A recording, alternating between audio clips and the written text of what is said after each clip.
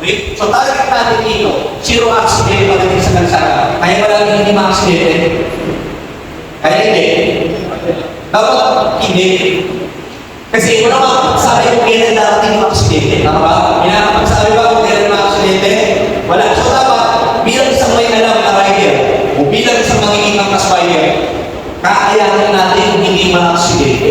Okay? Ang gaya niya kasi, lumaan sa proper training, sumalang sa skills, na-aksidente pa rin. Kasi wala makakapagsabi. Okay? So target natin dito, zero accident. Tinuturo namin to hindi para ma-aksidente, kung hindi para makaiwas tayo sa aksidente. Tama ba? Bilang may isang may alam, sigurado ko, makakaiwas ka na sa aksidente. Ang aksidente wala makakapagsabi. Ako ba?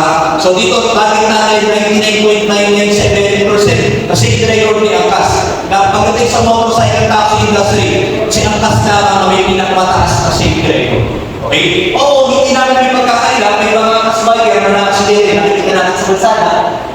Na-aksidente, kasi nga wala makakapagsabi. Tama? Pero bilang isang may alam, ito ang naging resulta ng safety record ni Angkas. Ito, hindi kami gumawa nito. Gobyerno ang nilagay niya. Kasi ina-annual audit kami yearly. Taon-taon may pumunta ng gobyerno dito para i-audit yung safety record kung tama.